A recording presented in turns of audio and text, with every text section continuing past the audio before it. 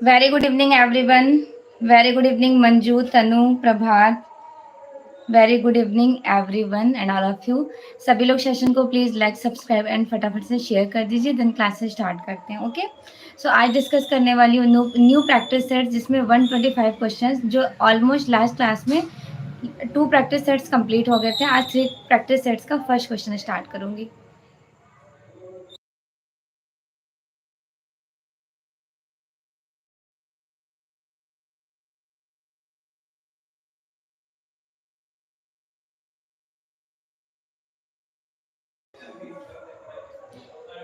Question number first है screen पर।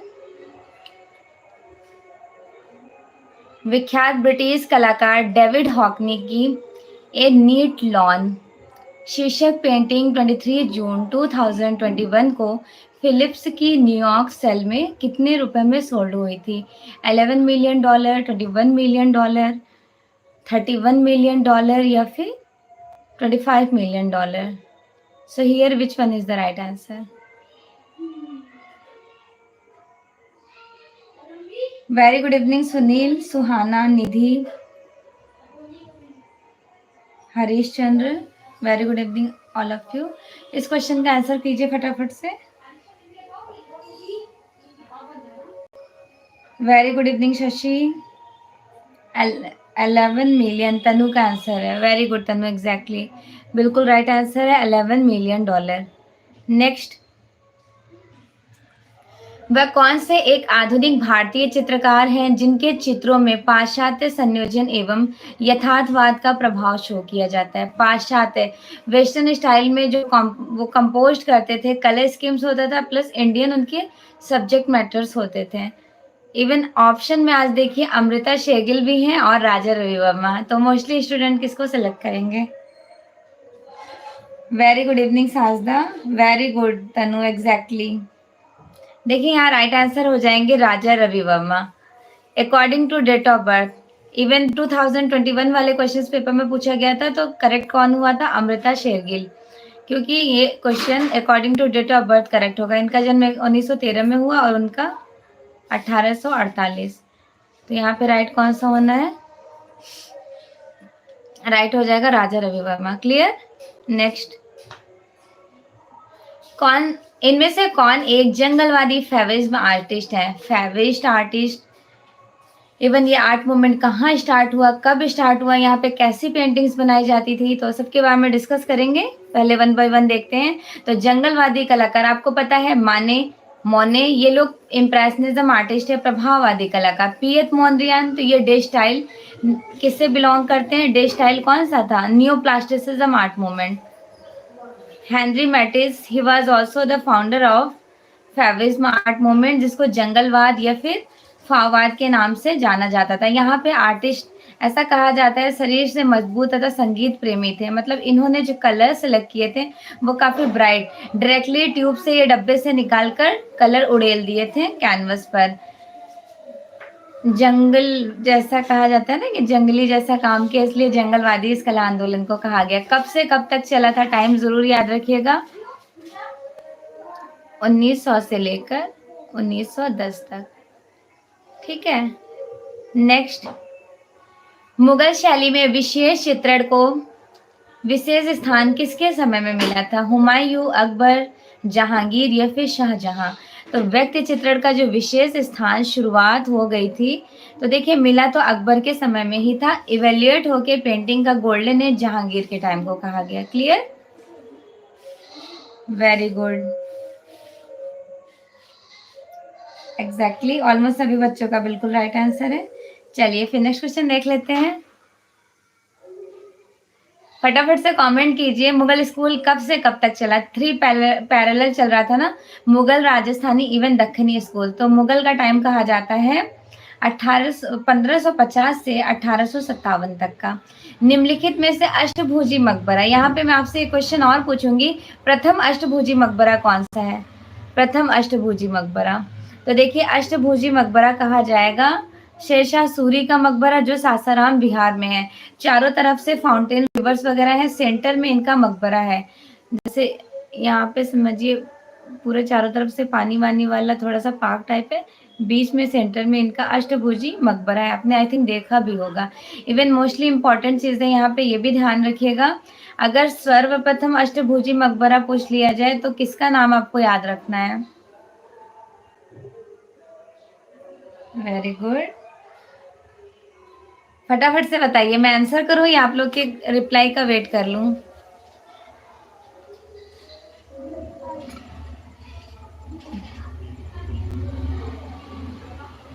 चलिए फिर हम आंसर कर देते हैं। तो देखिए, प्रथम जो मकबरा कहा जाएगा, खाने जहां तेलंगानी का मकबरा, राइट?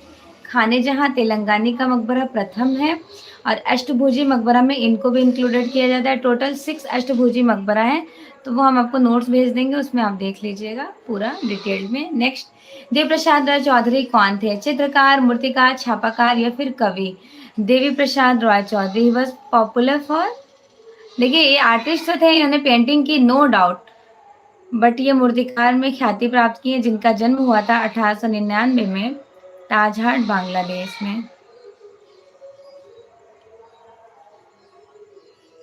भारत कला भवन कहाँ पर स्थित है? वाराणसी उत्तर प्रदेश, जयपुर राजस्थान, भोपाल मध्य प्रदेश या फिर रांची?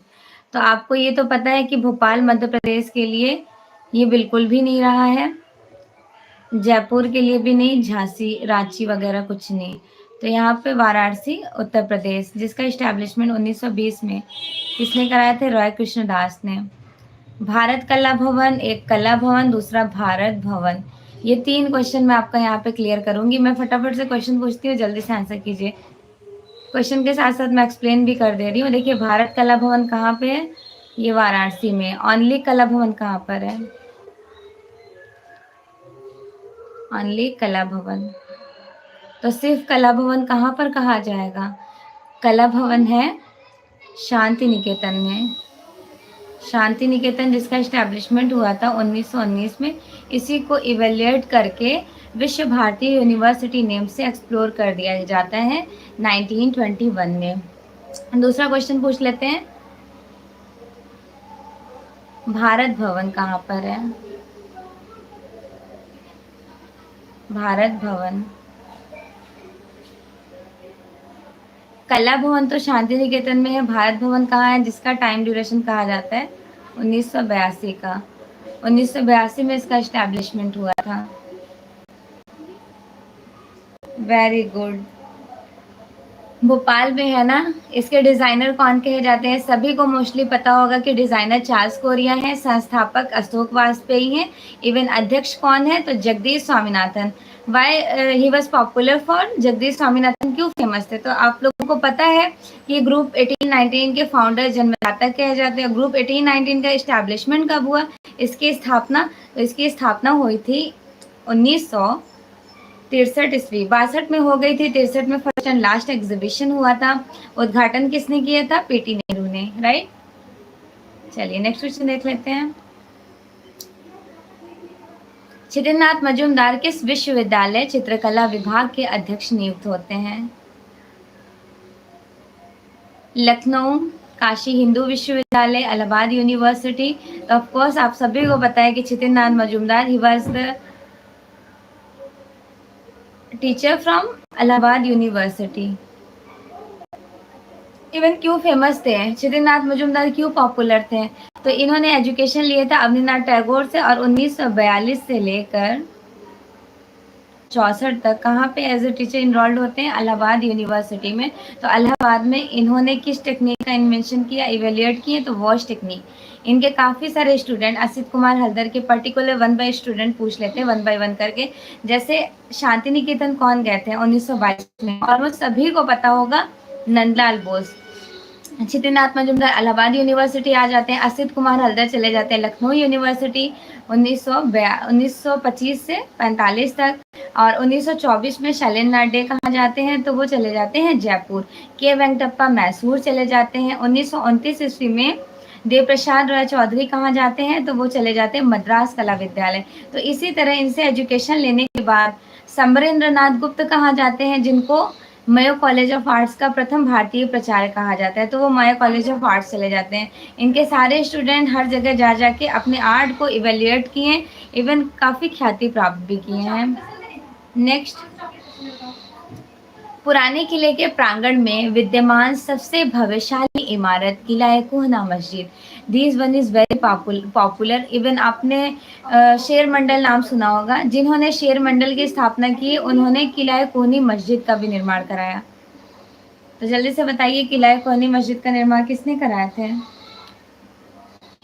अरे वाह, वेरी गुड सुहाना, एग्जैक्टली। जी जी बिल्कुल सही, जिन्होंने बी आंसर किया ऑलमोस्ट सभी बच्चों का राइट आंसर है। क्यों पॉपुलर थे? अच्छा, आपको ये तो पता है इनकी अष्टभुजी मकबरा थी, ये क्यों पॉपुलर थे? इन्होंने इंडिया में ऐसा क्या किया था? फटाफट से कमेंट कीजिए। कौन सा रोड बनवाए थे? कौन सा रोड बनवाए थे?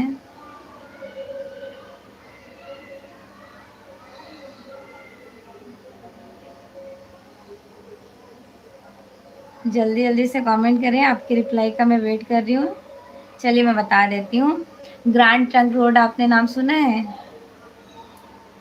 जीटी रोड, बिल्कुल साजदा। ग्रैंड ट्रंक रोड कहाँ से कहाँ तक जाती है, कहाँ को कहाँ तक जाती है, ये भी कमेंट कीजिए, बहुत इम्पोर्टेंट है।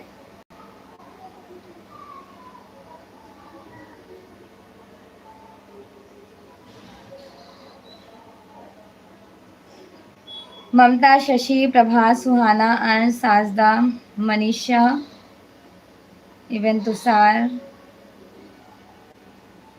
काफ़ी सारे बच्चों ने यहाँ पे राइट आंसर किए हैं।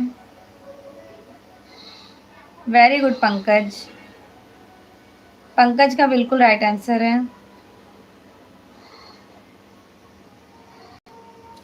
चलिए, जिनको नहीं भी पता है ध्यान रखा करें, ये सारे questions no doubt fine arts में नहीं, लेकिन इनका नॉलेज होना ज़रूरी है। क्या पता फाइन आर्ट्स में भी पुटअप कर लिया जाए ऐसे क्वेश्चंस। नेक्स्ट क्वेश्चन देखिए, भारत में मुगलों द्वारा स्थापित पहली भव्य इमारत कौन सी है? मुगलों, क्वेश्चन पे फोकस कीजिएगा। किला कोहनी मस्जिद तो आपको पता है ये शेरशाह सूरी के द्वारा बनाया गया है, और शेरशाह सूरी का तो मुगलों से कोई कनेक्शन था नहीं, तो इनको तो डायरेक्टली से माइनस करते हैं। जामा मस्जिद तो बहुत लेट में मुगलों के टाइम में बना है, और ये जो लाल किला है रेड फोर्ट, ये तो शाहजहाँ टाइम ड्यूरेशन एवेल्यूएट किया गया। तो हुमायूं का मकबरा स्थापित पहला पूछा गया है, पहला तो हुमायूं का मकबरा है। इवन भवन दे दिया गया, ये कोई भवन नहीं कहा जाएगा, ये तो कब्र हो गया ना, बेसिकली ग्रेव कहा जाएगा। कोई बात नहीं, लेकिन आप समझ लें पहले ये कहा जाएगा हुमायूं का मकबरा। किसने निर्मित करवाए थे हुमायूं का मकबरा? ओ सॉरी, एक सेकेंड। तो आप सभी को पता है ना कि हुमायूं का मकबरा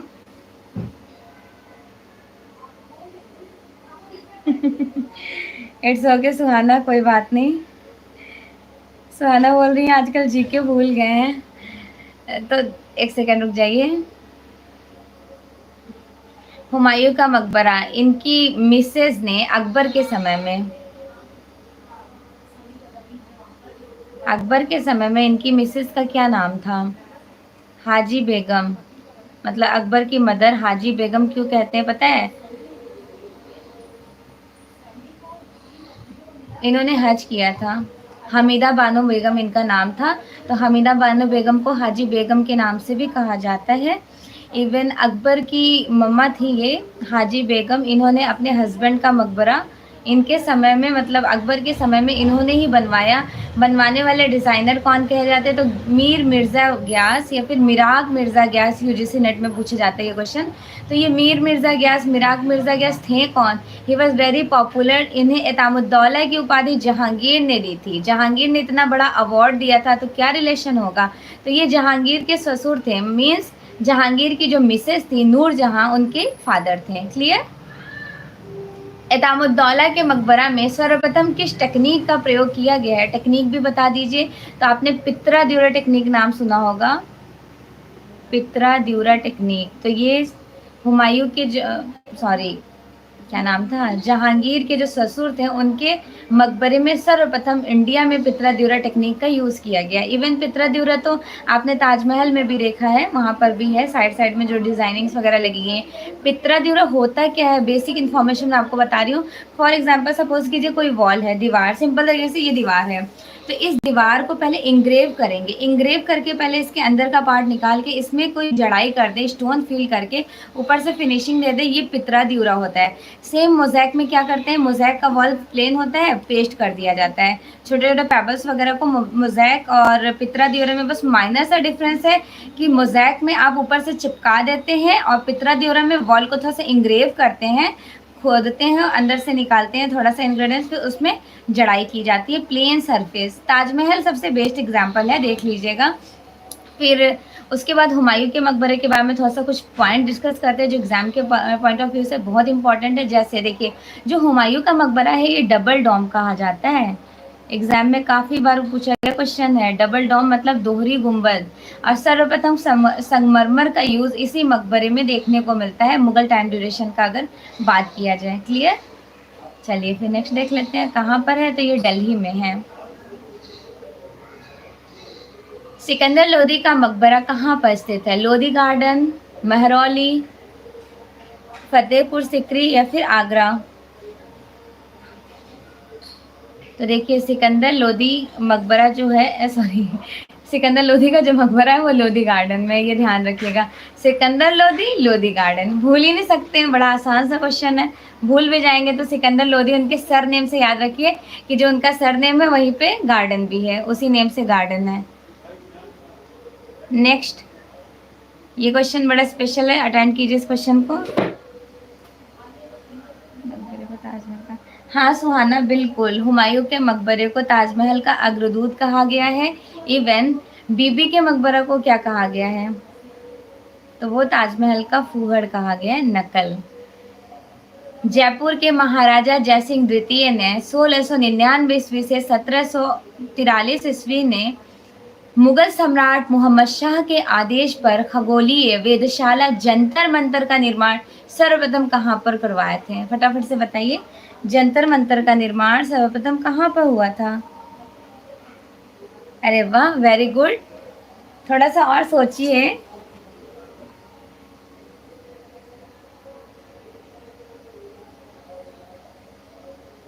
सभी लोग जयपुर बता रहे हैं, और सोचिए।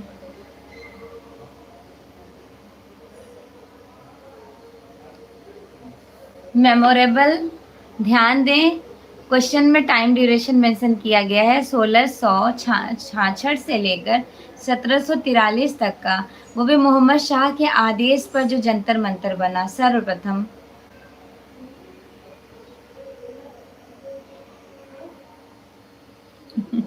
वेरी गुड, सोच लिया आप लोगों ने, जिन्होंने सोच लिया उन्होंने बिल्कुल राइट आंसर यहाँ पे कर दिया है। लाइक साजदा, तनु, प्रभात, ममता, वेरी गुड, सुनील ऑल्सो। चलिए नेक्स्ट क्वेश्चन देख लेते हैं। अब आप ये ना सोचिएगा कि मैम थोड़ा सा कंफ्यूज करने लगती है, मैं सोचती हूँ आप लोग पहले आंसर दे लें, समझ लें, क्योंकि मोस्टली सारे बच्चों का पढ़ा हुआ होगा, नहीं भी पढ़ा हुआ है, थ्योरीज तो पढ़ी है ना, उसके अकॉर्डिंग ये प्रैक्टिस सही कर सकते थे आप। तो मोस्टली बच्चों ने सही किया भी है यहाँ पर। Very good evening Shilpa. चलिए नेक्स्ट देखते हैं। जिस एक अंग्रेज भारतीय विद्याशास्त्री ने 1837 में प्राचीन ब्राह्मी लिपि को पढ़ा, उसका क्या नाम था? तो ये ब्राह्मी लिपि जो है ये किसकी देन है? टाइम देखिए मेंशन कर दिया गया है यहाँ पे डायरेक्टली से, 1837, 1837 ईस्वी में ब्राह्मी लिपि कौन पढ़ा था? मोस्टली सभी को पता होगा, जेम्स प्रिंसेप। मौर्य डायनेस्टी आपने पढ़ा है? मौर्य डायनेस्टी नहीं पढ़े तो मैं आपको नोट्स भेजूंगी अभी मूर्तिकला वाला, तो देखिएगा मौर्य डायनेस्टी में 4 पार्ट्स में यहाँ पे लिपि का इन्वेंशन खोज हुआ था। ब्राह्मी, खरोष्टी, ग्रीक, आरमाइक। ब्राह्मी लिपि भारत की है, ठीक है, भारत की ऑन लिपि है। उसके बाद खरोष्टी जो होती है वो अफगानिस्तान की है, ग्रीक और आरमाइक ये आपकी यूनान की हो जाएंगी। क्लियर? और डेंजरफील्ड का क्या कनेक्शन है? तो आपको पता है ना कि 1858 में इन्होंने बाग गुफा की खोज किए थे। कनिंघम का क्या कनेक्शन है? तो इन्होंने 1800 78 में हड़प्पा टीले का पता लगाए थे, 1873 में भरहुत की खोज किए थे और 1861 में क्या किए थे, भारतीय पुरातात्विक सर्वेक्षण। और जॉन मार्शल का आपने उसमें पढ़ा होगा, सिंधु घाटी सभ्यता का जो इवोल्यूशन टाइम 1924 का कहा जाता है, जॉन मार्शल का रोल होता है। नेक्स्ट, ये क्वेश्चन भी बड़ा इंपॉर्टेंट है। ये सारे क्वेश्चंस जब आपको मूर्तिकला का पीडीएफ में भेजूंगी तो वहां पे आपको देखने को मिल जाएगा। कोटला फिरोज शाह के मैदान में स्थित एक शिला स्तंभ में भारत के पहले सम्राट अशोक, जिन्होंने ईसा पूर्व 3री शती में शासन किया था, कि राजा झां खुदी हैं, इसे टोपरा अंबाला से कौन लाकर स्थापित करवाया था? बताइए किसने ला करके स्थापित कराया? अकबर, जहांगीर, समुद्रगुप्त या फिर फिरोज शाह? अच्छा क्वेश्चन है ये वाला भी। Very good evening Indrajit, Ayan, very good evening everyone. अरे वाह, मोस्टली बच्चों ने यहाँ पे राइट आंसर किए हैं, मोस्टली बच्चों ने। एग्जैक्टली देखिए ये था ना टोपरा, फिरोज शाह तुगलक का ही कहा गया है। ब्लैक पॉटरी के लिए प्रसिद्ध स्थल कौन सा है? Black pottery, of course blue pottery तो ऑलमोस्ट सभी को पता है, ब्लू पॉटरी फेमस रहा था जयपुर, कृपाल सिंह शेखावत। यहाँ पे ब्लैक पॉटरी पूछी जा रही है, आर्यन, चुनार, कैसरबाग या फिर निजामाबाद, तो निजामाबाद याद रखिएगा, निजामाबाद। नेक्स्ट, ग्रुप 8 की शुरुआत दिल्ली में किसने की थी? कब इस्टेब्लिशमेंट हुआ था ग्रुप 8? ग्रुप 8 का इस्टेब्लिशमेंट कब हुआ था?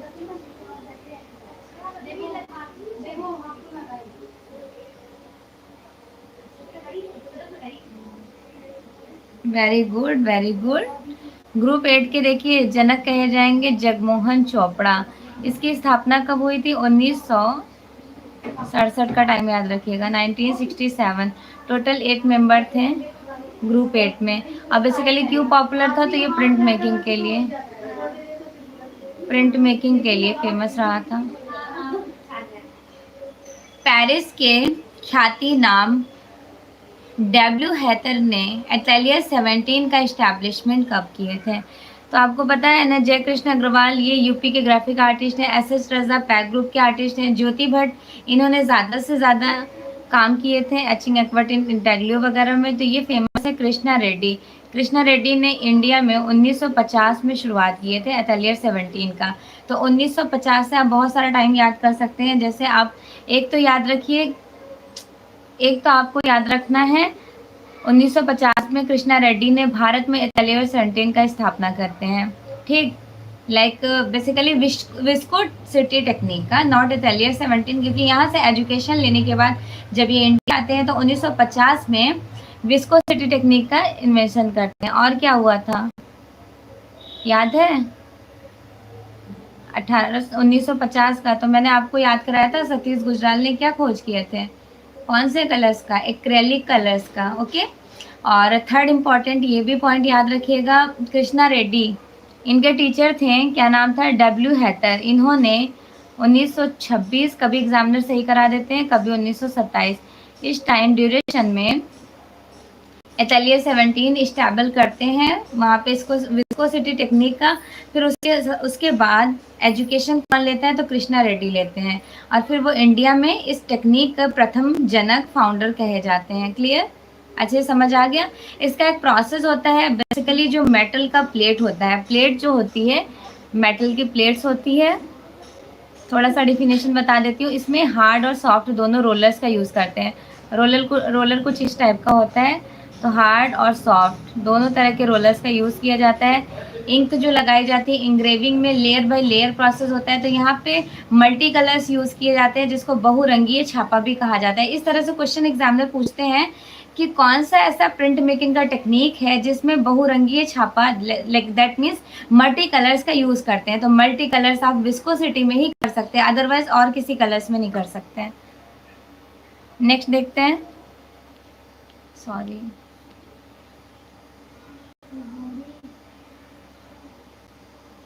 नेक्स्ट क्वेश्चन है स्क्रीन पर, किसने सबसे पहले कोलाज प्लेट बनाई और उसे इंटैग्लियो पद्धति से अम्लांकित प्लेट की तरह छापे थे? कमल कृष्णा, देवयानी कृष्णा, जयकृष्ण अग्रवाल या फिर जरीना हाशमी? आंसर कीजिए इस क्वेश्चन का, क्या राइट होगा?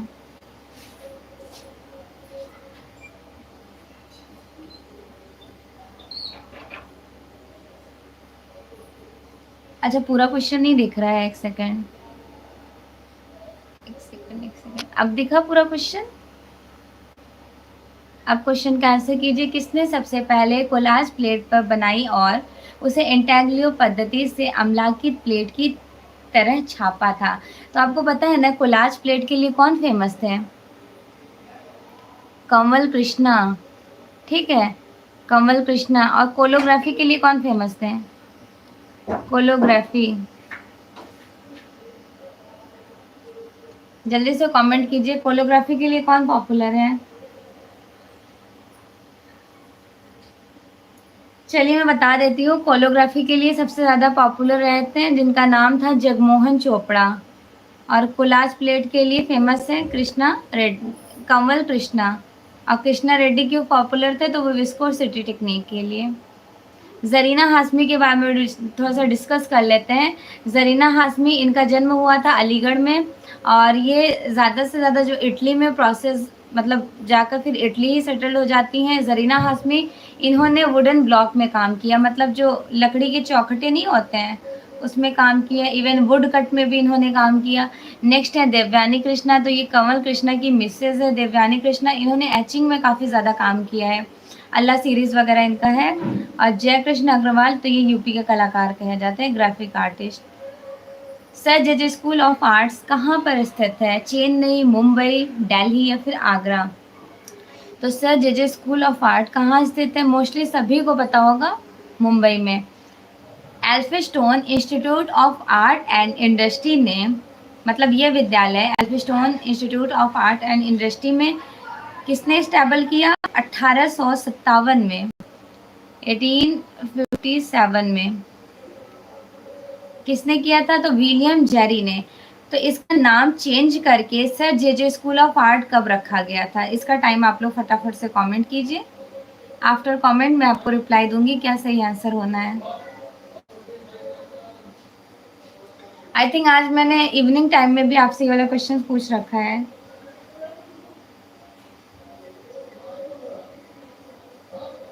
अठारह में तो Elphinstone institute of fine arts and industry नाम था ना, जे स्कूल ऑफ आर्ट थोड़ी नहीं नाम था। देखिए ये वही वाला क्वेश्चन हो गया जो पिछली बार पूछ लिया गया था कोलकाता कला विद्यालय का, सभी को पता था कि 1854 होगा, बट एक्चुअल 1854 में था स्टैबल, लेकिन इसको government college of arts and craft name से एक्सप्लोर कर दिया गया था 10 साल बाद 1864 में। तो ये वाले भी क्वेश्चन कुछ उसी तरह क्वेश्चन है जो मैंने आपसे पूछ रखा है। सभी को पता होता है कि 1857 ईस्वी में जे स्कूल ऑफ आर्ट का स्थापना हुआ, लेकिन जे स्कूल ऑफ आर्ट का स्थापना हुआ उसके पहले नेम से, जिसको कहा जाता है ये कला विद्यालय Elphinstone institute of fine arts and industry के नाम से विलियम जेरी ने 1857 में स्थापना की है, लेकिन sir J school of art नाम हुआ है 1878 में। ठीक है, तो इन क्वेश्चंस को ध्यान दीजिएगा कि एग्जामिनर आपसे किस तरह से क्वेश्चन पुट अप कर रहे हैं। क्लियर? और क्या क्या होता है वो भी डिस्कस कर लेते हैं। अभी वैसे मैंने इवनिंग टाइम में ये सारे क्वेश्चन डिस्कस कर लिए हैं, फिर भी एक बार और रिवीजन आपका करा देती हूँ। 1885 ईस्वी में यहाँ पर कौन प्रतिलिपियां बनाते हैं? कौन से प्राचार्य? अजंता की, तो नाम याद रखिएगा, जॉन ग्रिफिथ्स ने अजंता की प्रतिलिपियां भी बनवाए, वो इस टाइम ड्यूरेशन में प्राचार्य रहते हैं। और 1890 में भारत सरकार ने इस कला विद्यालय को अपने अधीन ले लिया था। 1919 से लेकर 1936 तक यहाँ पे ग्लैडस्टोन सोलोमन के टाइम ड्यूरेशन में ये आर्ट काफ़ी ज़्यादा एक्सप्लोर होता है। दैट मीन्स कि ग्लैडस्टोन सोलोमन को इस कला विद्यालय का सबसे अच्छा बताया गया कि उन्होंने उनके समय में सबसे ज़्यादा यहाँ पर काम हुआ है, अच्छे बेस्ट वर्क हुए हैं। इवन एक टाइम और याद रखना है आपको कि यहाँ के प्रथम प्राचार्य कौन होते हैं? प्रथम प्राचार्य तो लॉकवुड क्रिपलिंग का नाम याद रखिएगा। और उसके बाद स्वतंत्रता पश्चात यहाँ पे वासुदेव अर्धवंदुकर क्या बनते हैं? तो वो यहाँ के अधीक्षक बन जाते हैं स्वतंत्रता पश्चात। इवन 1923 का टाइम क्यों इम्पोर्टेंट है? क्योंकि 1923 में इंडियन फॉर्म करके एक संस्था खोली जाती है जहाँ पर कंटेम्प्रेरी आर्टिस्ट की पेंटिंग एग्जिबिट होती है। और 1988 का टाइम क्यों इम्पोर्टेंट है? 1988 में यहाँ पर एमएफए की डिग्री, एमएफए क्रिएटिव पोर्ट्रेट्स और व्यवहारिक कला का प्रशिक्षण दिया जाने लगता है, डिग्री भी मिलती है। क्लियर? चलिए नेक्स्ट देख लेते हैं। ये मैंने क्वेश्चन को इसलिए फोकस किया था क्योंकि मुझे पता है मोस्टली बच्चों को ये पता है कि 1857 ईस्वी में जेजे स्कूल ऑफ आर्ट की स्थापना हुई, बट 1857 ईस्वी में हुई ज़रूर है, लेकिन जेजे स्कूल ऑफ आर्ट का वर्तमान पहले वाला जो नेम था, अगर सिर्फ एग्जामिनर आपसे पूछ ले कि जेजे स्कूल ऑफ आर्ट का स्थापना कब हुआ, वहाँ पे आप थोड़ा सा अपना IQ लेवल यूज़ कीजिएगा कि एग्जामिनर ऑप्शन में क्या दे रहे हैं। अगर 1857 दे रहे हैं तो यही करेक्ट होना है, और अगर ये नहीं दे रहे हैं तो आपको 1878 का भी टाइम याद रखना है। Okay, clear? चलिए नेक्स्ट क्वेश्चन देख लेते हैं। ये वाला क्वेश्चन तो मोस्टली सभी को पता होगा कि राजा रवि वर्मा ने अपने चित्रों की किस विषय को प्रमुखता से चित्रित किए थे? तो माइथोलॉजिकल सीन्स, पौराणिक कथाएं। 20वीं शती में किस कला आंदोलन ने ग्राफिक कला में रुचि जगाने का उल्लेखनीय कार्य किए थे? 20वीं शती के बारे में डिस्कस किया जा रहा है। इसका टाइम हो जाएगा 1905 से लेकर 1914 तक का। इसका टाइम हो जाएगा 1907 से लेकर 1925 तक का। इसका टाइम हो जाएगा अति यथार्थवाद का 1924 से लेकर 1943 तक का। बाहाउस का टाइम हो जाएगा 1919 से लेकर 1933 तक। तो यही वाला टाइम सही है, बाहाउस, राइट। ग्राफिक पूछ लिया गया ना, ग्राफिक कला। वैसे देखा जाए तो अभिव्यंजनावाद में भी ग्राफिक कला, जो ड्राई ब्रोकले था वहाँ पे भी ग्राफिक कला से रिलेटेड ही आर्ट वर्क हुआ है, लेकिन बाहाउस को करेक्ट कराया गया है। दिल्ली के भव्य लाल किले, जिसे यूनेस्को ने 2007 में विश्व धरोहर स्थल घोषित किया, इसका निर्माण किसने करवाया था? रेड फोर्ट, जहांगीर के बेटे शाहजहां के द्वारा। अब आपको ये तो पता है कि जहांगीर के बेटे शाहजहां ने दिल्ली के रेड फोर्ट का स्टेबल कराए थे, लेकिन 2007 में इसको विश्व धरोहर में शामिल किया गया, ये आपको याद रखना है। ओके,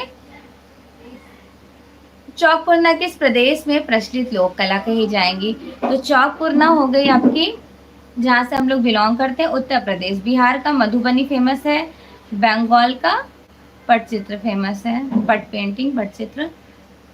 मुगल चित्रकला का उत्कर्ष किसके राज्यकाल में हुआ था? अकबर, शाहजहां, औरंगजेब या फिर जहांगीर? तो मुगल चित्रकला का जो उत्कर्ष टाइम कहा जाता है वो किसके समय को कहा जाता है? पेंटिंग्स का पूछा जा रहा है तो पेंटिंग्स का है mostly Jahangir, golden age Jahangir के समय को कहा गया है ना। नेक्स्ट, दिल्ली के हौज खास परिषद में स्थित सबसे प्रमुख इमारत कौन सा कहा जाएगा? सबसे प्रमुख इमारत हौज खास परिषद की, बताइए। अली दरवाज़ा, फिरोज शाह का मकबरा, आजिम खां का मकबरा या फिर खास महल? कौन सा राइट आंसर हो जाएगा?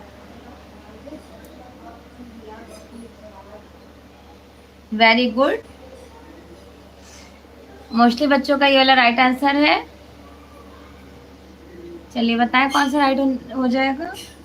Very good, very good.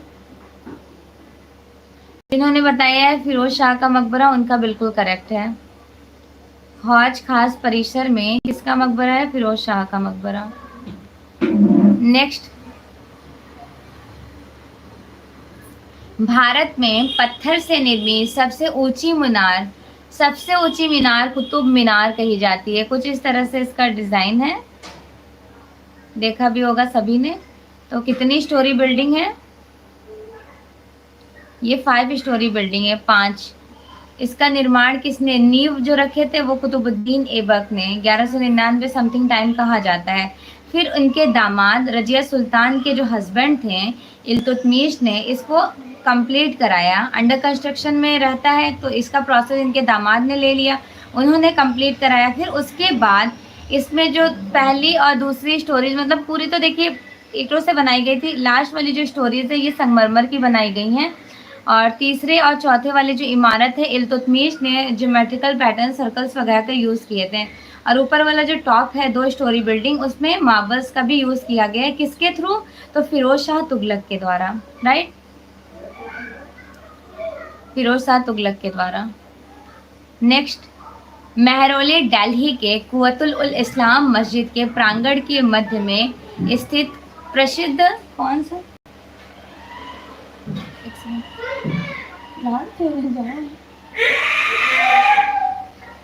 Sorry, इस क्वेश्चन का आंसर कीजिए। महरौली दिल्ली के कुव्वतुल उल इस्लाम मस्जिद के प्रांगण के मध्य में स्थित लौह स्तंभ 7.20 मीटर ऊंचा है। इसका निर्माण किसने कराया था? ये लौह स्तंभ वही है जिसको इंग्लिश में आयरन पिलर के नाम से जाना जाता है। और इसकी क्या खासियत है, बेस्ट कैरेक्टरिस्टिक क्या है? तो ये एक ऐसा स्तंभ है, लौह स्तंभ, आयरन पिलर, जिसमें आज तक जंग नहीं लगा है। तो इसका राइट आंसर क्या हो जाना है?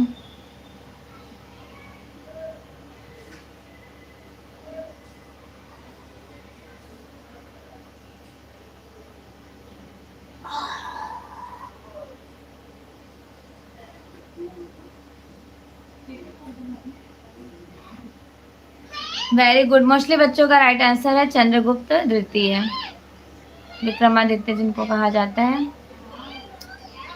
आज का मुझे ऐसा लग रहा है पीडीएफ कि इसमें ज़्यादा से ज़्यादा जो क्वेश्चन है वो मूर्ति कला से ही रिलेटेड दिख रहे हैं। नेक्स्ट देखिए, किसकी टेराकोटा व स्टोन वेयर की सशक्त शिलाकृतियाँ, हेड, जिसे बोलते हैं मृतिका शिल्प, मृत्तिका शिल्प व मूर्तिकला दोनों दृष्टियों में महत्वपूर्ण रहा था, दोनों दृष्टियों से। तो ये वाला क्वेश्चन काफ़ी इंपॉर्टेंट है। जिनका जन्म 1933 ईस्वी में हुआ था लोथल गुजरात में, कौन से कहे जाएंगे? हिम्मत शाह। इनकी खास एक स्पेशलाइजेशन थी ना, टूटी हुई बॉटल, वेस्ट मटेरियल, जली कपड़े हो गए, फैब्रिक्स, वेस्ट फैब्रिक हो गए और जाली हो गए, ये सारी चीज़ों के मटेरियल्स को यूज़ करके ये मूर्तियाँ बनाते थे। भारत में सांचे के काम का सबसे प्राचीन उदाहरण, एक बेस्ट एग्जाम्पल कौन सा कहा जाता है? हड़प्पा में पाई गई मनुष्य व पशु मूर्तियाँ, मौर्यकालीन, शुंग या फिर गुप्तकालीन? जल्दी से बताइए। तो ध्यान रखिए सांचे में डिस्कस किया गया है।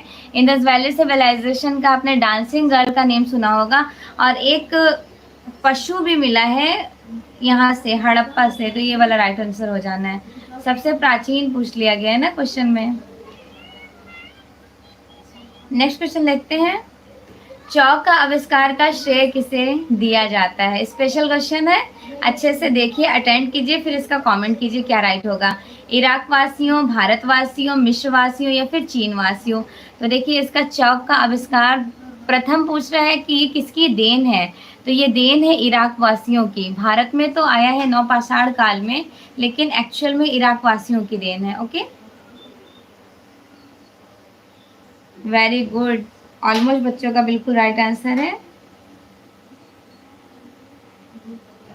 चलिए फिर नेक्स्ट क्वेश्चन देख लेते हैं। फ्रैंको किताबलियन क्षेत्र संबंधित है किससे? धार्मिक कर्मकांड से, प्रागैतिहासिक कला से, मध्यकालीन लघु चित्रों से या फिर आदि मूर्ति रचनाओं से? तो ध्यान रखिए, फ्रैंको किताबलियन क्षेत्र उस लोकेटेड एरिया को कहते हैं जो उत्तरी स्पेन और पश्चिमी फ्रांस के जो लोकेशन एरिया कहाँ के? प्रागैतिहासिक काल के, यूरोप के। तो यूरोप के प्रागैतिहासिक काल को, उत्तरी स्पेन और दक्षिणी फ्रांस के लोकेटेड एरिया को फ्रैंको किताबलियन क्षेत्र कहा जाता है। नेक्स्ट, प्रागैतिहासिक चित्र प्रधानतया किस विषय से संबंधित है? धर्म संबंधित, आखेड़ संबंधित, युद्ध संबंधित या फिर प्राकृतिक संबंधित? जल्दी से बताएं। तो प्रागैतिहासिक चित्र ऑफकोर्स आप सभी को पता है, हंटिंग सीन्स, आखेड़ से संबंधित। दुशाला ओढ़े योगी की मूर्ति शैल खड़ी पत्थर किस खुदाई से प्राप्त है? दुशाला ओढ़े वही वाली मूर्ति है जिसको बोलते हैं योगी की मूर्ति, इंग्लिश में कहा जाता है बियर्डेड मैन, बियर्डेड मैन। तो ये कहाँ से मिली थी? मोहनजोदड़ो से। इसका साइज था 18x11x8। तो देखिए यहाँ पे सेल खड़ी मेंशन किया गया है। अगर सेल खड़ी नहीं होगा तो एक्चुअल इसका मटेरियल मैंने आपको क्या लर्न कराया है, जल्दी से कमेंट कीजिए। मेन मटेरियल बताइए। फिर ये सब तो ऑप्शनल मटेरियल हो गया, जैसे सेल खड़ी हो गया, टेराकोटा हो गया।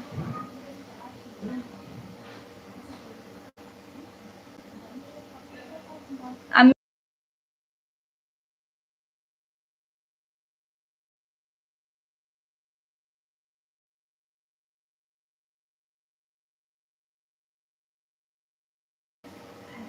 चलिए इस क्वेश्चन का आंसर कीजिए। आंसर तो खैर हो गया। अब मैंने आपको मटेरियल्स पूछ रखा था, मटेरियल बताइए। वेरी गुड प्रभात, एग्जैक्टली। प्रभात का बिल्कुल राइट आंसर है। क्या हो जाएगा? तो वो व्हाइट लाइमस्टोन मैंने आपको रिकॉग्नाइज कराया था, सफेद चूना पत्थर। रेशमी टाई के नाटककार कौन कहे जाते हैं? भुवनेश्वर प्रसाद, उदय शंकर भट्ट, जगदीश चंद्र माथुर या फिर राम कुमार वर्मा। रेशमी टाई के नाटककार, तो रेशमी टाई के नाटककार कहे जाएंगे राम कुमार। ज्ञानपीठ पुरस्कार से संबंधित सम्मानित प्रथम हिंदी साहित्य, तो ज्ञानपीठ अवार्ड किसे मिला था? सुमित्रा नंदन पंत को प्रथम पूछा जा रहा है। Cloud gate is a very popular, जिसको बिंब के नाम से भी जाना जाता है। स्टेनलेस स्टील की रचना रॉडिन, बॉचियानी, ब्रांकोसी या अनिश कपूर? तो ऑफकोर्स सभी को पता है अनिश कपूर ने बनाए थे।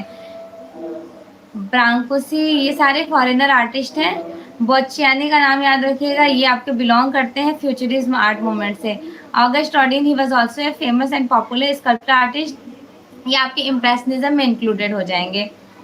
ओके, ब्रांकोसी, बॉचियानी ये लोग हैं futurism artist. Meaning of art 1931 पुस्तक के लेखक कौन है? हर्बर्ट रीड, आनंद कुमार स्वामी, जॉन डेवी या फिर सुजैन लैंगर? तो जो मीनिंग ऑफ आर्ट है ये हर्बर्ट रीड का है, राइट। ऊंट के कुप्पो का मुनव्वत काम के लिए प्रसिद्ध है। ऊंट के कुप्पो, अच्छा ये बताइए ऊंट के खाल पे चित्रकारी किसने किया था बीकानेर शैली में? और बीकानेर शैली के अंतिम कलाकार कौन थे? तो मोस्टली अंतिम कलाकार सभी को पता होगा कि लूफत है। और ऊंट के खाल पे चित्रकारी के लिए कौन पॉपुलर था? तो हिसामुद्दीन का नाम याद रखिएगा। तीजन बाई क्या है? Teejan Bai was a popular for singing. Pandavani लोक गायिका हैं। अपने नियमबद्ध बसावट और गुलाबी रंग के भवनों के कारण गुलाबी नगर के नाम से कौन सा जगह सिटी पॉपुलर है? उसी सिटी को पॉपुलर कहा जाएगा जिसकी स्थापना 1727 ईस्वी में हुई थी। फटाफट से बताइए कौन सा है ये?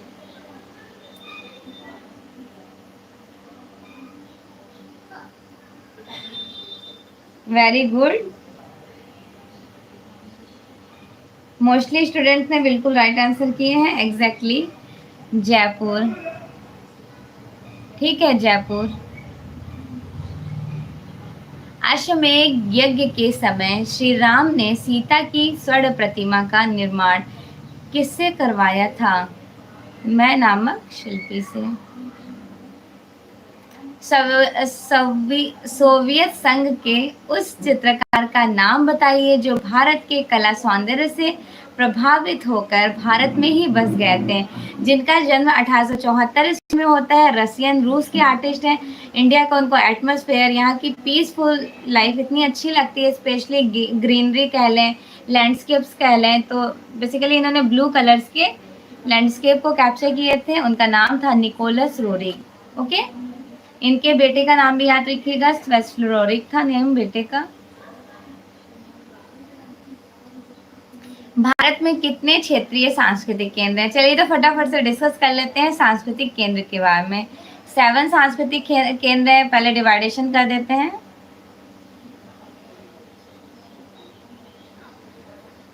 ये आपका पूर्व हो गया, पूर्व, ये पश्चिम हो गया, ये उत्तर हो गया, ये दक्षिण हो गया, राइट। तो पूर्व में कौन सा आ जाएगा? पूर्व में आ जाएगा पश्चिम बंगाल, नेक्स्ट पश्चिम में इंक्लूड हो जाएगा उदयपुर राजस्थान। उत्तर में क्या इंक्लूडेड हो जाएगा, पंजाब। दक्षिण में क्या है, तंजौर तंजौर तमिलनाडु। अब आते हैं उत्तर मध्य में। सपोज कीजिए यहाँ पर उत्तर मध्य है जहाँ से हम लोग बिलोंग करते हैं, तो ये प्रयागराज हो गया। अब इंक्लूड करते हैं दक्षिण मध्य। तो दक्षिण मध्य यहाँ पे नोज है, सेंटर इधर उधर हो गया, नोज है तो ये मध्य में है, तो क्या है, ये नाक है, नागपुर याद रखिए, ठीक है, नागालैंड। और एक दीमापुर नागालैंड याद रखिए। और लास्ट बचता है आपका दक्षिण। लास्ट वाले का जल्दी से कमेंट कर दीजिए। एक तो दीमापुर नागालैंड हो जाएगा, दूसरा महाराष्ट्र हो जाएगा, right, clear. Very good evening Ram, very good evening Kumar Anil. हाँ एग्जैक्टली अद्वित्य मौर्य ने बिल्कुल राइट आंसर किए हैं। अनुपम, हाँ नागपुर याद रखिए इससे। और लास्ट बचता है, तो लास्ट को याद नहीं भी करेंगे तो चल जाएगा, वो महाराष्ट्र है। जब इतने सब याद है तो एक दो नहीं छोड़िएगा, एक छोड़ सकते हैं। एक इसलिए छोड़ सकते हैं कि अगर कंफ्यूजन रिलेटेड कोई क्वेश्चन होंगे तो आपको 6 याद है तो 7 वाला ऑटोमेटिक से आपका राइट हो जाएगा। लेकिन याद कर लें 7 ही तो है, और डेफिनेटली एग्जाम में कितनी बार क्वेश्चंस पुटअप किए गए, क्या पता इस बार भी पूछ लिया जाए। आरा अपने किस कार्य के लिए प्रसिद्ध है, तो आपको पता है आरा न्यूड पेंटिंग के लिए भी पॉपुलर रहे थे और लाइफ स्टिल लाइफ के लिए भी पॉपुलर था। तो मोस्टली दोनों में से किसको प्रायोरिटी दी जाएगी, स्टिल लाइफ को, स्थिर वस्तु चित्रण को।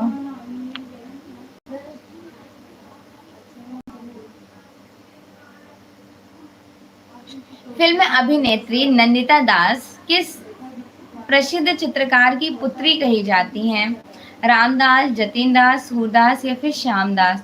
तो देखिए नंदिता दास किसकी पुत्री हैं, जतिन दास की हैं। म्यूरल के क्षेत्र में किस कलाकार की विशेष ख्याति है, म्यूरल के क्षेत्र में Satish Gujral, he was very popular for mural artist. Even ये आर्टिस्ट भी थे, स्कल्पटर भी बनाए थे इन्होंने, काफ़ी सारी फील्ड में पॉपुलर रहे हैं। पकाई गई ईंटों की, जो मिट्टी के ईंटों की सभ्यता है, बोलते हैं नहीं कि पकाई गई ईंटों की सभ्यता किसको कही जाती है। यहाँ पे टोटल 9 प्रोसेस होते हैं। नगर नियोजन के कारण नगरीय सभ्यता कहा जाता है, वो कौन सा कहा जाएगा, सिंधु घाटी की सभ्यता। 2700 से 1750 का टाइम याद रखिएगा रेडियो कार्बन के अकॉर्डिंग। वैसे तो बहुत लोगों के अकॉर्डिंग अलग अलग फिलोसफर्स के अकॉर्डिंग टाइम है। डिस्कवरी ऑफ इंडिया, हिंदुस्तान की कहानी पुस्तक के लेखक कौन है। देखिए डिस्कवरी ऑफ इंडिया में हिंदुस्तान की स्टोरीज को रिप्रेजेंट किया गया है। जिस तरह से शाहनामा में ईरान के राजाओं का इतिहास है, उस तरह डिस्कवरी ऑफ इंडिया में हिंदुस्तान की कहानी है। पीटी नेहरू का है ये पुस्तक। एस्पेक्ट्स ऑफ लाइफ, ये वाटर कलर पेपर्स पे बनाई गई पेंटिंग्स। श्रीनाथ मजूमदार, असित कुमार हल्दर, BN आर्य या फिर राजेंद्र प्रसाद। तो ये उन्हीं की पेंटिंग है, क्या बोलते हैं, एस्पेक्ट्स ऑफ लाइफ, जिन्होंने बनाए थे। पी कहाँ, गंगा अवतरण भी बहुत फेमस है, क्या नाम था उनका,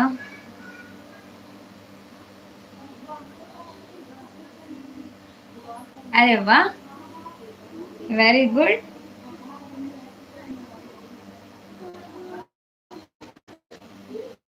चलिए मैं वेट करती हूँ, सभी लोग आंसर कीजिए।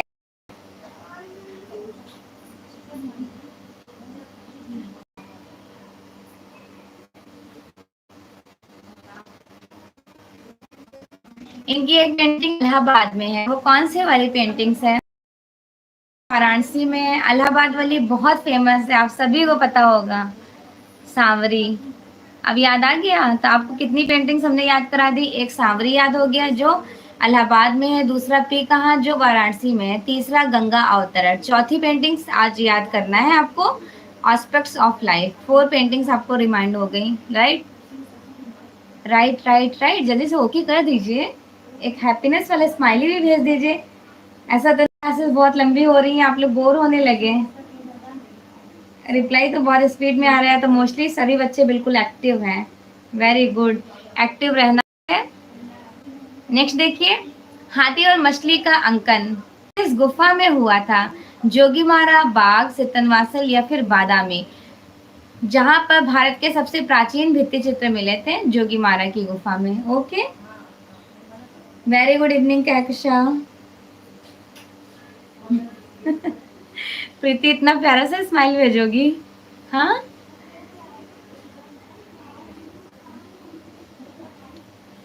एनर्जी ड्रिंक लेकर बैठी है सब लोग, ग्लूकॉन डी या फिर कुछ ना कुछ एनर्जी ड्रिंक लेते रहिए। एक इनरॉन आता है, इनरॉन, इनरॉन का फ्लेवर बहुत अच्छा आता है, आपको ग्लूकॉन डी से अच्छा इसका टेस्ट लगेगा।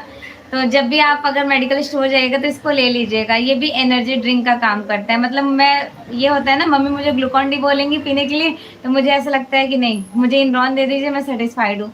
इसका फ्लेवर ऑरेंज का फ्लेवर है, टेस्ट बहुत अच्छा रहता है, स्पेशली एनर्जी ड्रिंक का काम करता है। इतना मेहनत आप लोग कर रहे हैं तो एनर्जी ड्रिंक लेकर ही बैठा करें। जब मेरी क्लासेस होती हैं तो मोस्टली आप अपने एक एक एवरेज बनाइए कि छोटे बॉटल में आप एक बॉटल क्लास तक कंप्लीट पी लेंगे। प्रीति की पढ़ते पढ़ते स्माइल चलती रहती हैं। मैं भी थोड़ा सा रेस्ट ले ले रही हूँ आप लोगों के लिए, कि आप लोग ऐसा तो नहीं बिल्कुल। चलिए, अच्छा लगा, सभी लोग बहुत पैसिव हैं और बहुत ज़्यादा एक्टिव भी हैं। फटाफट से कमेंट आ रहा है, मोस्टली एक्टिव है सारे बच्चे। बांसुरी वादक, द किंग, द किस, मोनाक, ये सब किसका पॉपुलर था? धनराज भगत का। धनराज भगत दिल्ली शिल्पी चक्रा ग्रुप से। तो आपने मयो कॉलेज ऑफ आर्ट्स पढ़ा होगा, थोड़ा डिस्कस करते हैं, आ जाइए, थोड़ा थोड़ा सा रिविजन करेंगे, अच्छा लगेगा आपको भी। मयो कॉलेज ऑफ आर्ट जिसका एस्टेब्लिशमेंट हुआ था 1875 में। ठीक है, basically Mayo college of arts क्यों क्रिएट किया गया था आपको पता है? फ्लोरल पैटर्न्स, अलंकारिकता और व्यवहारिकता के लिए एक नए कला विद्यालय। लॉकवुड क्रिपलिंग, लॉकवुड क्रिपलिंग से कुछ रिमाइंड हुआ? और किस कला विद्यालय के प्रथम प्राचार्य थे लॉकवुड क्रिपलिंग? Very good. और किस कला विद्यालय के प्राचार्य थे लॉकवुड क्रिपलिंग? इस क्वेश्चन का आंसर कीजिए।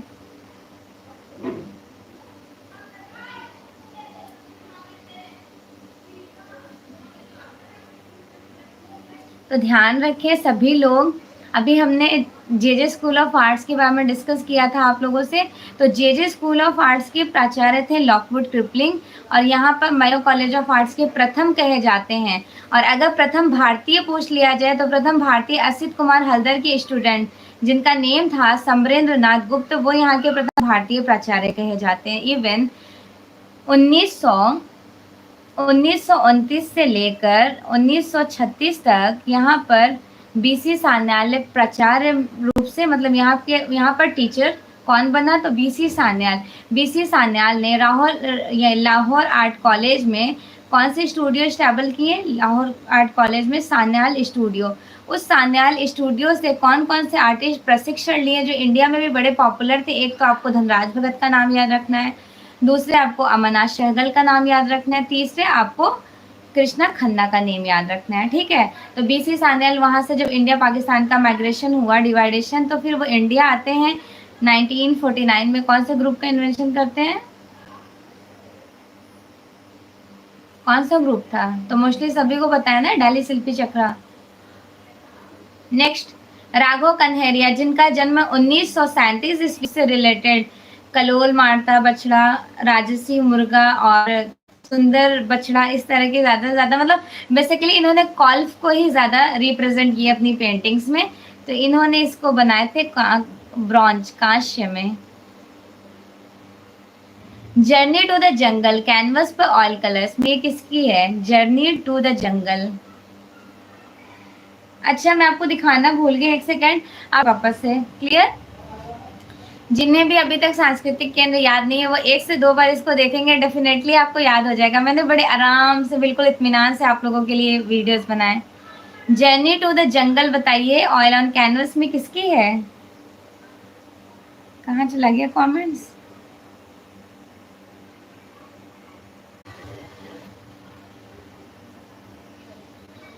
ये बताइए, अभी स्क्रीन क्लियर शो कर रहा है आप लोगों को?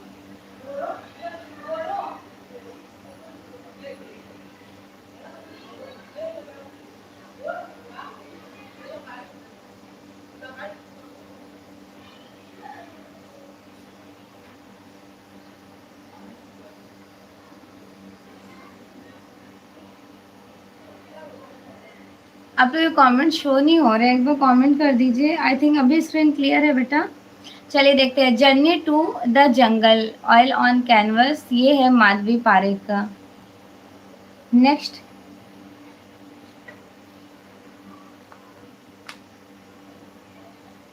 पुरातात्विक स्थल लोथल कहाँ पर स्थित है? पंजाब में, महाराष्ट्र में, गुजरात में या फिर मध्य प्रदेश में? तो लोथल ध्यान रखिएगा सभी लोग, ये गुजरात में है, जिसकी खोज 1954-55 में किसने किए थे? 1954-55 में RS राव ने। सिंधु घाटी में प्राप्त मोहरे बनी है मिट्टी, सीमेंट, लकड़ी या फिर चमड़े? Very good evening Shabnam, very good evening everyone. इतने लेट आप लोग क्यों ज्वाइंट हुए हैं?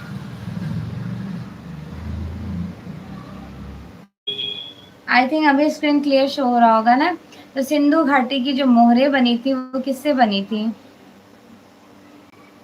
स्टेटाइट से बनी थी, ऑप्शन में नहीं है, तो ये मिट्टी सही होगा, जिसका साइज है 2.5 इंटू 2 पॉइंट, एक सेकेंड, हाँ 2.5 इंटू 2.5 इंटू 1.4 समथिंग। मिट्टी के बर्तनों का आविष्कार किस काल में हुआ था? पूर्व पाषाण काल, नवपाषाण काल, मध्य पाषाण काल या फिर सिंधु घाटी सभ्यता?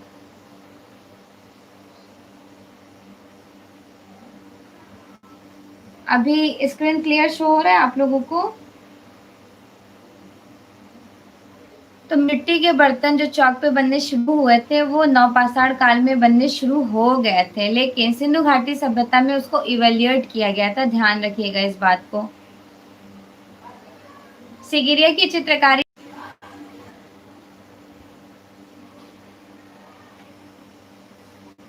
सिगिरिया की गुफा अजंता के किस नंबर की गुफा के समकालीन है? केव नंबर 16, 17। गुफा संख्या 17, 16, 17 के समकालीन कहा जाता है।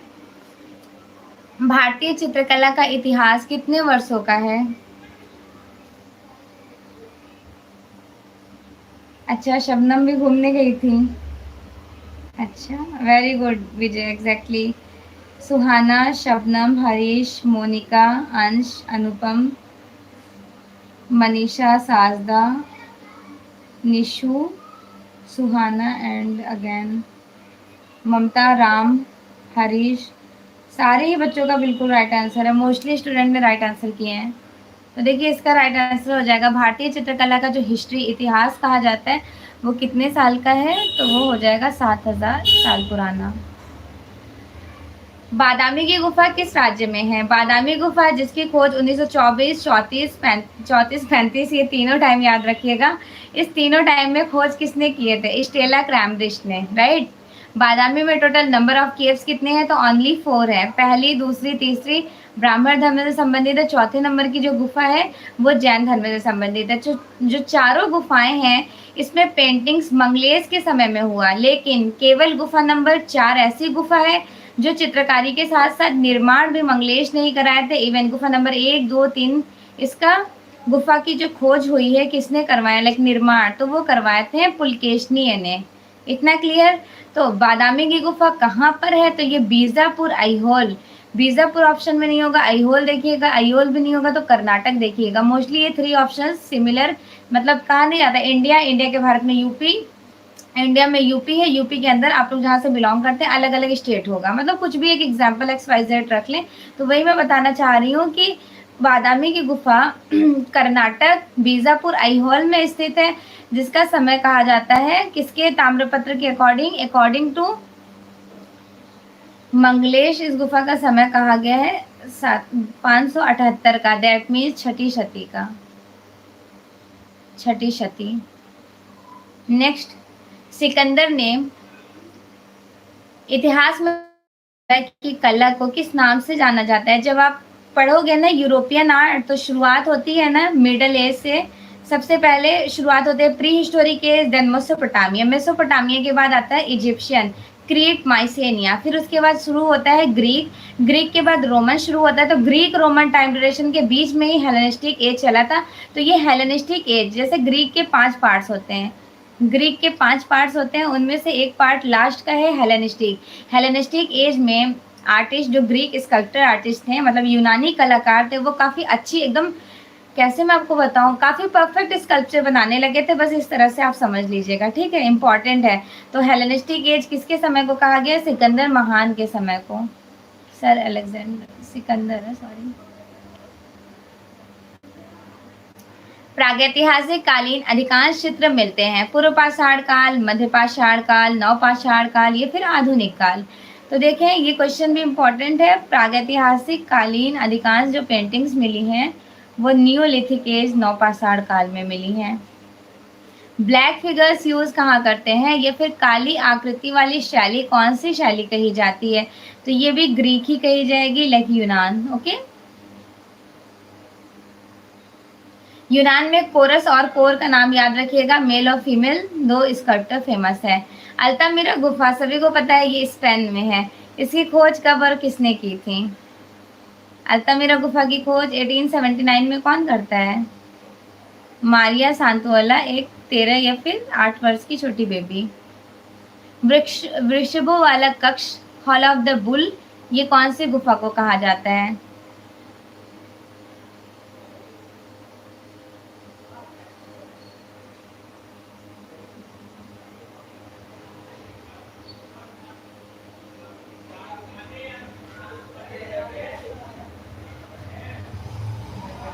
वेरी गुड, मोस्टली बच्चों का बिल्कुल राइट आंसर है। वृषभों वाला जो कक्ष कहा गया, बुल ऑफ हॉल, लस्को की गुफा। लस्को की गुफा जिसकी खोज 1940 ईस्वी में किसने की? हेनरी ब्रुइल ने। वर्ली चित्रकला का संबंध कहाँ से है? वर्ली बेसिकली पॉपुलर रहा था, कहाँ का?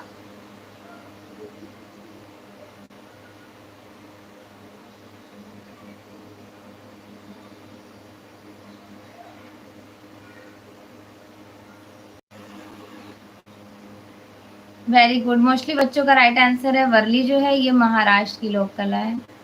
वर्ली कहाँ की है? तो महाराष्ट्र की। भारतवर्ष में प्रागैतिहासिक चित्रों की खोज सर्वप्रथम किस क्षेत्र में हुई थी? मिर्जापुर, कानपुर? तो ऑफकोर्स सभी को पता है कि मिर्जापुर में हुआ है। किसने किया? 1880 ईस्वी में आर्चिबाल्ड कार्लाइल ने, राइट। और 1883 ईस्वी में जॉन कॉकबर्न ने। पहले तो खोज हो चुकी थी, फिर यहाँ पे खोज के साथ लेख प्रकाशित किए, घोड़मंगर से गेंडे के आखेट का लेख। ओके, अब भारत का सबसे प्राचीन प्रागैतिहासिक स्थल यही कहा जाएगा। कला में आकृतियों के चित्रण का निषेध किया गया था किस काल में? लियो तृतीय समथिंग कहा जाता है ना। उनका ये बिलीव था कि ईसा हमारे भगवान है, गॉड है, उनको एज ए स्कल्पचर फॉर्म, उनके रूप देकर उनको बेहतर होगा कि आप सिंबॉलिक फॉर्म में रिप्रेजेंट करें। बेंजेंटाइन आर्ट में बेंजेंटाइन कला का समय का कितना कहा जाता है? 330 से लेकर 1453 का। पुनर्जागरण कला किस देश में फली फूली थी? इटली, फ्रांस, इंग्लैंड या फिर जर्मन? तो ऑफकोर्स इसके 3 पार्ट्स होते हैं, early Renaissance, high Renaissance, post Renaissance. Early Renaissance का टाइम क्या होता है? अर्ली रेनेसा जो चलता है वो चलता है 1400 से 1500 तक। हाई रेनेसा का टाइम कितना है? तो हाई रेनेसा का टाइम याद रखिएगा 1500 से 1530 तक। नेक्स्ट आ गया पोस्ट रेनेसा। इसी पोस्ट रेनेसा को मैनरिज्म भी कहा जाता है, हिंदी में इसको रीतिवाद कहते हैं। ये चला था 1530 से लेकर 1580 तक, राइट। चलिए नेक्स्ट देखिए, माइकल एंजिलो किसके समय में पैदा हुए थे? तो माइकल एंजिलो का संबंध किसके समय में रहा था? पुनर्जागरण कला। माइकल एंजिलो का जन्म कब हुआ था? 1475 में पैदा हुए थे और 1564 में इनकी मृत्यु हो जाता है। तो डिवाइन पेंटर किस कलाकार को कहा जाता था? यूरोप के राफेल को कहा जाता था, या फिर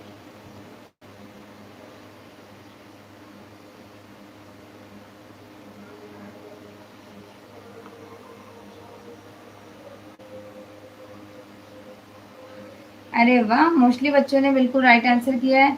हाँ, थोड़ा-सा नेटवर्क इश्यूज़ हो रहा है मोनिका। चलिए बस थोड़े से क्वेश्चन और कंप्लीट करके क्लासेस ऑफ करते हैं। आधुनिक चित्रकार, मॉडर्न पेंटर, ये रस्किन की है, राइट?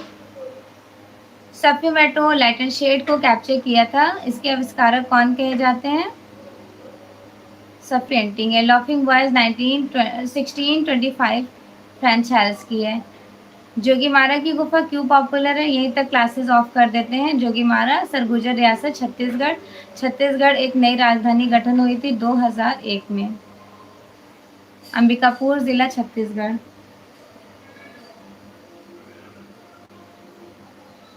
ठीक है, सभी लोग 9 बजे वाली क्लास आज ज़रूर अटेंड कीजिएगा, 9 PM वाली classes. Okay everyone, thank you so much and also best wishes for your exam.